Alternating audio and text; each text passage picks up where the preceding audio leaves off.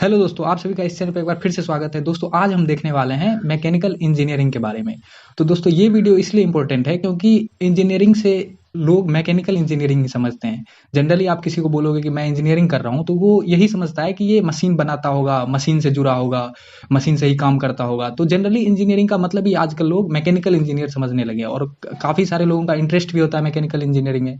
तो हम आज इस वीडियो में यही देखेंगे कि आप कैसे मैकेनिकल इंजीनियर बन सकते हो, आपका कितना सैलरी हो सकता है और फिर आपको कब ये ब्रांच सेलेक्ट करना चाहिए। तो दोस्तों, आगे बढ़ते हैं। तो सबसे पहले हम कुछ हाइलाइट्स देख लेते हैं कि क्या-क्या कुछ इंपॉर्टेंट पॉइंट्स है मैकेनिकल इंजीनियरिंग के बारे में। पहले हम वो जान लेते हैं। तो सबसे पहला है कि it is called evergreen branch, अर्थात मैकेनिकल इंजीनियरिंग जो है वो एवरग्रीन ब्रांच है। मीन्स इसमें जॉब की कमी कभी नहीं होती है। जितना जॉब कल था उतना ही आज भी है और फ्यूचर में बढ़ेगा ही, कम नहीं होगा। इसलिए इसे एवरग्रीन ब्रांच कहा जाता है। सेकंड है, it is one of the oldest branch. ये one of the oldest branch है।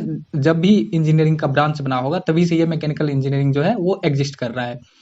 उसका नेक्स्ट पॉइंट है, can get job in IT companies. Mechanical engineering करके आप, जरूरी नहीं है कि सिर्फ मशीन वाला ही आपको जॉब मिले, आप आईटी कंपनी जैसे गूगल, माइक्रोसॉफ्ट, अमेजॉन होता है, इस सब में भी काम कर सकते हैं। इसके अलावा यूनिवर्सिटी में आप प्रोफेसर बन सकते हैं। किसी कोचिंग इंस्टीट्यूट में आप ज्वाइन कर सकते हैं एज ए ट्यूटर, या फिर किसी कॉमर्शियल ऑर्गेनाइजेशन जैसे किसी बैंक या फिर ऐसे ही किसी कॉमर्शियल ऑर्गेनाइजेशन में आप ज्वाइन कर सकते हैं। इसके अलावा है कि highly need in defence department of India. Defence department जो होता है इंडिया का, आर्म्ड फोर्स डिपार्टमेंट, जिसमें बंदूक बनाया जाता है, मिसाइल बनाया जाता है, वो सब मैकेनिकल इंजीनियर्स का ही काम होता है। बाकी इंजीनियर भी उसमें होता है, लेकिन मैकेनिकल इंजीनियर का काम उसमें बहुत ज़्यादा होता है क्योंकि वो सब मशीन से ही है एक तरह से। तो डिफेंस डिपार्टमेंट में इसकी बहुत ज़रूरत होती है मैकेनिकल इंजीनियर्स की। उसके बाद है, average salary in India is 3.5 lakhs approx. Mechanical engineers की एवरेज सैलरी इंडिया में जो है वो 3.5 लैक्स के अप्रॉक्स है। और यदि आप आईआईटी या फिर टॉप एनआईटी से जाते हो तो फिर आपको 8 से 10 लाख पर ईयर का पैकेज लग सकता है मैकेनिकल इंजीनियरिंग से। अब नेक्स्ट पॉइंट है कि how you can be A mechanical engineer. आपको मैकेनिकल इंजीनियर बनने के लिए करना क्या होगा। तो दोस्तों, सबसे पहले आपको कोई इंजीनियरिंग कॉलेज ज्वाइन करना है 10+2 के बाद, मैकेनिकल ब्रांच लेना है उसमें। और मैं सजेस्ट करूंगा कि आप या तो आईआईटी जाओ या फिर एनआईटी जाओ, या कोई भी नेशनल लेवल गवर्नमेंट कॉलेज जो है, जैसे डब्ल्यूबीजेई में बहुत सारे कॉलेजेस हैं, तो आप उस समय जा सकते हो। और इसके लिए आपको जेई मेन और जेई एडवांस होता है एग्जाम, जेई का एग्जाम, वो आपको अपियर करना पड़ेगा। और सिर्फ अपियर ही नहीं होना पड़ेगा, उसमें आपको क्वालिफाई भी होना पड़ेगा। यदि आप मैकेनिकल इंजीनियरिंग से पोस्ट ग्रेजुएशन करना चाहते हो तो आपको मैकेनिकल इंजीनियरिंग से आपको बीटेक करना पड़ेगा, तभी आप उससे पोस्ट ग्रेजुएशन कर सकते हो, अर्थात एमटेक कर सकते हो। अब देखते हैं मैकेनिकल इंजीनियरिंग का जो ब्रांच है, इसमें हम 3 चीज़ देखेंगे कि आपको कब मैकेनिकल इंजीनियरिंग ब्रांच ही सिलेक्ट करना चाहिए। क्योंकि दोस्तों, क्या होता है कि लोग गलत ब्रांच ले लेते हैं और फिर उन्हें उसमें मज़ा नहीं आता है, तो फिर वो बाद में ड्रॉप आउट कर जाते हैं। तो आपको क्या देखना चाहिए ब्रांच सिलेक्शन करने से पहले, आपको क्या देखना चाहिए कि आपको लगे हाँ, मेरा इस ब्रांच में इंटरेस्ट है और मैं इसी यही ब्रांच लूंगा, ये ब्रांच मेरे ही लायक है।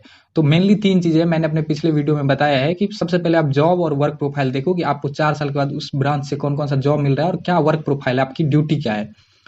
तो हम पहले ये देखेंगे। तो इसमें हम देखेंगे एरिया ऑफ वर्क, आपको कौन कौन से एरिया में काम करना पड़ेगा और आपका ड्यूटी क्या होगा। उसके बाद हम देखेंगे प्लेसमेंट ऑफ मैकेनिकल इंजीनियर, कि मैकेनिकल इंजीनियर्स का जो प्लेसमेंट है वो मार्केट में आजकल क्या डिमांड है, उसका कहाँ कहाँ प्लेसमेंट होता है। तो इसके अंदर हम देखेंगे top private and government company जो मैकेनिकल इंजीनियर्स को प्लेस्ड करती है, उसको ले जाती है। उसके बाद हम देखेंगे कोर्स डिटेल।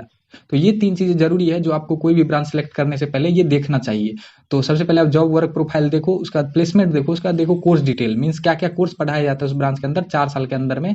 और फिर देखो, यदि आपको कोर्स डिटेल में थोड़ा सा मजा आ रहा है कि हाँ, ये टॉपिक मुझे अच्छा लग रहा है, ये मेरे लिए हो सकता है, तो फिर आप उस ब्रांच को सिलेक्ट कर सकते हो। तो मैकेनिकल इंजीनियरिंग में हम यही 3 चीजें देखेंगे। तो सबसे पहले देखते हैं जॉब एंड वर्क प्रोफाइल। तो ड्यूटी देखेंगे। तो ड्यूटी में सबसे पहला है कि deals with designing and use of different machines. Mechanical engineers को डिजाइन करना पड़ता है और उसका यूज करना पड़ता है डिफरेंट टाइप्स के मशीन्स के साथ, उन्हें डील करना पड़ता है। उसका developed machine through various research, वो लोग रिसर्च करते हैं और मशीन्स जो भी बनाते हैं उसमें क्या डेवलपमेंट हो सकता है, क्या नया उसमें लाया जा सकता है, वो चीज उनका काम होता है। उसके बाद काम होता है उनका, जो भी मशीन्स बनते हैं उनका क्या होता है, या मशीन के आइटम्स बनते हैं, उसमें स्पेसिफिकेशन, मतलब क्या क्या काम उसका होगा, और उसका वार्निंग बनाना होता है कि ये इतने वोल्टेज पे ही काम करेगा, इससे ज्यादा करंट इसमें फ्लो नहीं करवाना है। तो ये सब स्पेसिफिकेशन और वार्निंग जो है वो बनाना इनका काम होता है। उसके बाद providing technical advices to labours and technician, जो भी लेबर्स आते हैं जो काम करते हैं, या फिर टेक्नीशियन जो नए नए ज्वाइन करते हैं, उनको वो एडवाइस देते हैं, टेक्निकल एडवाइसेस। उसके बाद सुपरवाइज करना इनका काम होता है। जो भी चीज़ें हो रही है फैक्ट्री में उनका सुपरवाइज करना। उसके बाद cost calculation, construction and installation of machines, जो भी मशीन बनाया जाता है उसमें कितना कोस्ट आएगा।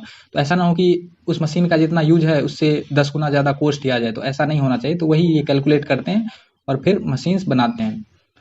उसके बाद हम देखते हैं एरिया ऑफ वर्क, इन्हें किस किस एरिया में जॉब लग सकता है। तो सबसे पहला है ऑटोमोबाइल इंडस्ट्री। ऑटोमोबाइल तो पूरा मशीन से ही है, इंजन्स बनते हैं उसमें, सारा पार्ट मशीन से ही रिलेटेड होता है। तो ऑटोमोबाइल जो भी वैन आप देखते हो, व्हीकल देखते हो, उस इंडस्ट्री में इनका जॉब लग सकता है। फिर मैन्युफैक्चरिंग कंपनीज, जो भी चीज़ मैन्युफैक्चर होती है वो कंपनी जो है वो इनको हायर करती है। उसके बाद यूटिलिटी इंडस्ट्री, यूटिलिटी आप जो भी डेली यूजेज के सामान यूज करते हो, जैसे आपके किचन में कई सारे बर्तन हैं तो उसका क्या शेप होगा, क्या साइज होना चाहिए, तो वो सब यही लोग डिसाइड करते हैं।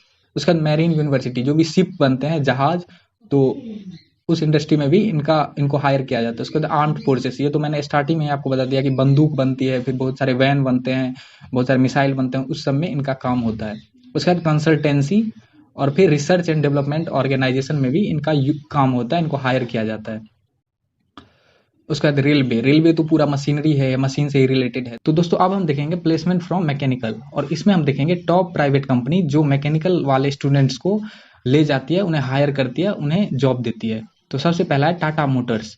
तो दोस्तों आपने सड़क पे देखा होगा कि मैक्सिमम वैन, ट्रक और बसेस जो होती है वो टाटा का ही होता है।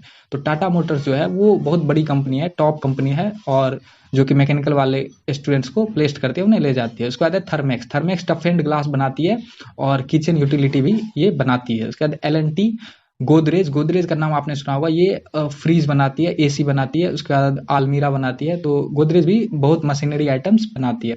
उसके बाद JCB, हीरो होंडा और रॉयल एनफील्ड। उसके बाद किर्लोस्कर और फिर महिंद्रा एंड महिंद्रा। महिंद्रा एंड महिंद्रा का तो आपने सुना ही होगा, बोलेरो होता है इसका। फिर और भी बहुत सारे वैन होते हैं जो महिंद्रा एंड महिंद्रा बनाती है। तो ये सब टॉप कंपनीज है, प्राइवेट कंपनी, जो मैकेनिकल वाले स्टूडेंट्स को ले जाती है, उन्हें हायर करती है।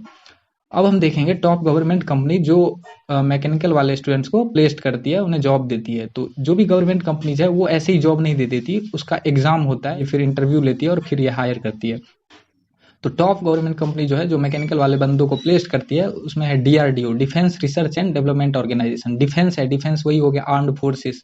तो डिफेंस वाले जो कंपनी है ये DRDO, तो उसमें तो मैकेनिकल वालों का काम होगा ही, क्योंकि वो हथियार को कितना डेवलप किया जा सकता है, कितना अच्छा बनाया जा सकता है, तो इसलिए DRDO में मैकेनिकल वालों की बहुत डिमांड है। उसके बाद IOCL, Indian Oil Corporation Limited, भेल, Bharat Heavy Electricals Limited, HPCL, Hindustan Petroleum Corporation Limited, इस सब में जो है वो हैवी मशीन्स का काम होता है और वो मैकेनिकल वाले ही बना सकते हैं, इसलिए ये लोग मैकेनिकल वाले बंदों को हायर करती है। उसके बाद ISRO, Indian space research organisation, coal India और NHPC, national hydro electric power corporation. तो दोस्तों आपने इन सब में से मैक्सिमम कंपनी का नाम सुना ही होगा। तो मैकेनिकल वालों के लिए गवर्नमेंट में काफ़ी सारे वैकेंसीज क्रिएट होते हैं, काफ़ी सारे वैकेंसीज आते हैं। तो इसलिए मैकेनिकल वालों से ये उम्मीद किया जाता है कि वो गवर्नमेंट जॉब इजीली ले सकते हैं।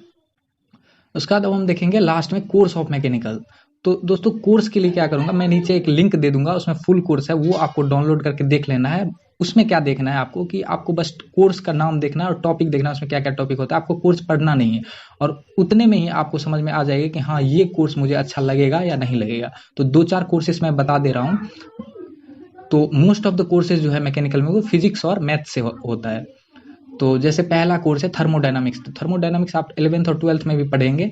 तो ये जो है ये आपको मैकेनिकल में जा करके, इंजीनियरिंग लेवल में जाके आपको बहुत हाई लेवल तक पढ़ना पड़ेगा। उसके बाद फ्लूइड मैकेनिक्स है, इसका आपको एक एक बुक पढ़ना पड़ेगा। उसके बाद इलेक्ट्रिकल साइंसेस भी आपको पढ़ना पड़ेगा, क्योंकि मशीन्स में सिर्फ मशीनरी काम नहीं होता है बल्कि इलेक्ट्रिकल का भी यूज होता है। तो उसके बाद मैकेनिकल मेजरमेंट, तो जैसे आपको कितना लंबा चक्का बनाना है, कितना चौड़ा होना चाहिए, कितना बड़ा होना चाहिए, उसके लिए मेजरमेंट बहुत ज़रूरी है, इसलिए आपको ये कोर्स भी आपको पढ़ना पड़ता है।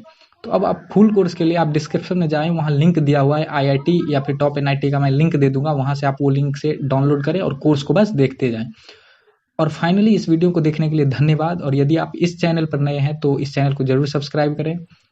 आप इस वीडियो को लाइक और शेयर भी कर सकते हो, और आप हमारे अदर वीडियो भी देख सकते हो। यदि आप ब्रांच सिलेक्शन को लेके कंफ्यूज हैं तो सारे ब्रांच का मैं अपलोड कर दूंगा ऐसे ही, तो वो आपको वहाँ देख लेना है, और इस चैनल को सब्सक्राइब जरूर कर लें।